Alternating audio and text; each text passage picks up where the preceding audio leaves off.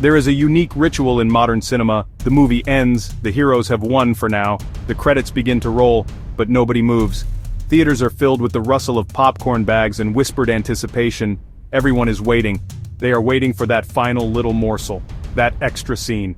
The Marvel post-credit scene is not just a bonus feature anymore, it has become an essential part of the viewing experience. It's the promise of what comes next.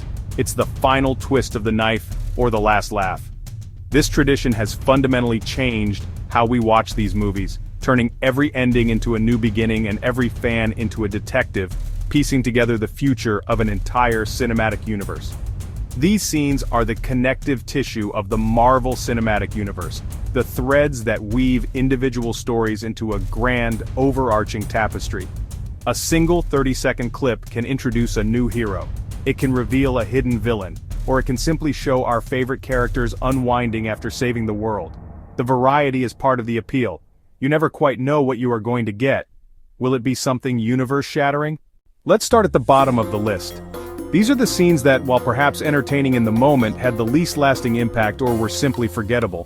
Quick flashes. Howard the Duck. Quick flashes. Avengers Shawarma. Quick flashes.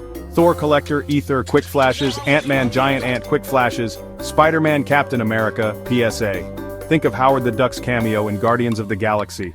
It was a fun, deep-cut reference for comic book fans. A quirky little moment of weirdness.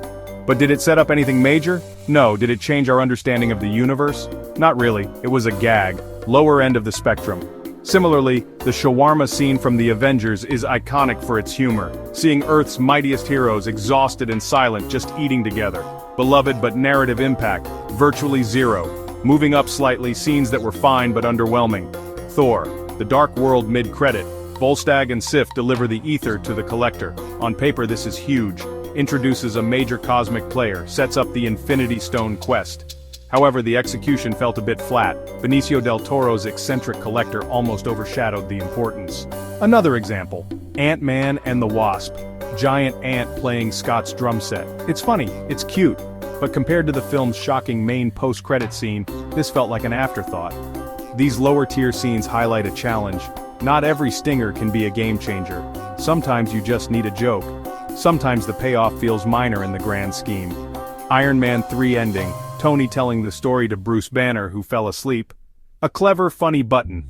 A Science Brothers character moment. But narrative-wise, a complete standstill. Character beat, not a plot point. Lower half of any ranking. Key distinction, self-contained scenes. They either pay off an in-movie joke or provide a small character moment that doesn't ripple outwards. Now we enter the solid middle ground. These are the scenes that did their job effectively. They were either very entertaining, provided a crucial setup for the next film, or both. A classic example is the end of Ant-Man. Hope Van Dyne is shown the Wasp suit. "It's about damn time," she says. This was a fantastic, satisfying moment. It wasn't a universe-altering reveal, but it was a promise for fans. It set the stage for Ant-Man and the Wasp, and paid off the film's emotional arc. Another strong contender, Bucky at the Smithsonian. He stands before a memorial to his pre-assassin identity. No words are spoken. The scene is purely visual and purely emotional. It powerfully establishes Bucky's internal conflict and his journey of self-discovery. That journey becomes central to Captain America: Civil War. It didn't introduce a new cosmic threat, but it laid essential groundwork for a character-driven film. Let's also consider mid-credit crossovers. Doctor Strange meets Thor. Strange offers the God of Thunder a magically refilling stein of beer while questioning why he brought Loki to Earth. It was a delightful crossover, a fun interaction between two characters we hadn't seen together before. More importantly, it served as a direct prologue to Thor: Ragnarok. It was efficient, charming, and narratively important, even if that importance was limited to the next film. Finally, scenes that tease a concept more than a specific plot. At the end of Guardians of the Galaxy Vol. 2, Aisha unveils a birthing pod. Inside, she is creating a new being, more powerful, more beautiful, designed to destroy the Guardians. She calls him Adam. For comic fans, this was a massive reveal. Adam Warlock was coming. We now ascend to the elite. These are the scenes that had everyone talking. The moments that fundamentally altered the trajectory of the MCU. The end of Captain America. The first Avenger is a perfect example. Steve Rogers wakes in what appears to be a 1940s hospital room. He quickly realizes something is wrong. He bursts out into modern-day Times Square, a man out of time, completely alone. Then Nick Fury appears. Sorry, Rogers, you've been asleep for almost 70 years. This scene was not just a teaser, it was the entire premise for the Avengers. It was shocking, it was poignant, it was incredibly effective. Then there is the sheer, gut-wrenching shock of the post-credit scene from Avengers: Infinity War. Nick Fury and Maria Hill are driving through the city as chaos erupts. People are turning to dust around them. Maria vanishes. In a panic, Fury pulls out a modified pager. He sends a desperate message just as he too disintegrates. The camera pushes in on the pager as it falls to the ground. A symbol appears on its screen: the star of Captain Marvel. After the bleakest ending in blockbuster history, this single scene offered the tiniest sliver of hope, and a massive promise. Let's not forget the scene that started it all: the end of Iron Man. Tony Stark returns to his Malibu home to find a mysterious figure lurking in the shadows. The man steps forward. It's Samuel L. Jackson as Nick Fury. I'm here to talk to you about the Avenger Initiative. This was the moment. The sheer audacity of this scene, teasing a team-up film that was still 4 years and 5 movies away. It laid the foundation for everything that followed. Another game-changer came at the end of Spider-Man: Far From Home. Spider-Man has just defeated Mysterio and is enjoying a swing through New York with MJ. Suddenly a news report hijacks every screen in Times Square. It's a doctored video from Mysterio, framing Spider-Man for the London attack, and in its final, shocking moment, it reveals his secret identity to the entire world. Spider-Man's name is Peter Parker. The screen cuts to black. This completely upended the status quo for Marvel's most popular hero. It was a cliffhanger so dramatic and consequential that it instantly became one of the most talked about endings in MCU history, setting the stage for the multiversal madness of No Way Home.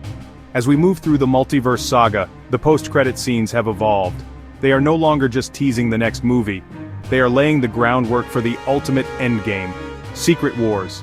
This cosmic event involves the collision and destruction of entire universes, which requires years of careful setup. We are seeing those seeds being planted right now. Look at the end of Doctor Strange in the Multiverse of Madness. Strange now has a third eye from the Darkhold, and he's confronted by Clea. She tells him he's caused an incursion and must help fix it. She opens a portal to the Dark Dimension. He follows. This is the most direct setup for Secret Wars yet. Other scenes are subtler, but important. Eternals mid-credits introduced Harry Styles as Eros. He appears aboard the Domo. Pip the Troll is with him. He claims to know where captured friends are and offers help. His arrival expands the cosmic roster. As an Eternal tied to the Titans, he's a major power player. In a multiversal war, allies from across the cosmos will matter. The roster is still growing. These players will have roles in the conflict. We also have the introduction of entirely new factions that could be pivotal. Wakanda Forever revealed T'Challa had a son, Toussaint, who has been living in hiding in Haiti. But the mid-credit scene for the Marvels was pure multiversal chaos. Monica Rambeau wakes in a reality that looks like the X-Mansion. She's greeted by Maria Rambeau, but it's a variant. Then the Beast walks in looking like Kelsey Grammer's Fox-era Hank McCoy. That confirms a direct collision with the Fox X-Men universe. After ranking and analyzing dozens of scenes, one stands head and shoulders above the rest. The #1 post-credit scene is from Loki Season 1. Yes, it's from a Disney Plus show, but its impact is felt across the entire cinematic universe. In the season finale's mid-credit scene, we see a close-up of a file on He Who Remains. A red stamp slams down on it. The text reads, "The timeline is branching." Then we hear the voice of Mobius asking, "Who are you?" The camera pulls back to reveal Loki standing before a statue not of the Timekeepers, but of Kang the Conqueror. This is the moment the multiverse saga truly began.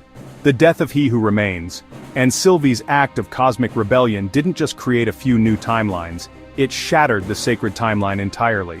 The scene visually confirms that the timeline is now branching uncontrollably, creating an infinite number of alternate realities.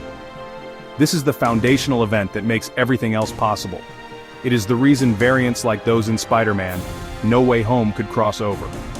With Secret Wars looming, future post-credit scenes must carry immense weight. Imagine a post-credit scene for the upcoming Fantastic Four movie. The team is celebrating their victory when a portal opens. Stepping through is not a hero but a villain. It's Doctor Doom, but not the one they just fought. Which scene do you think is #1? Share your rankings, your wild predictions.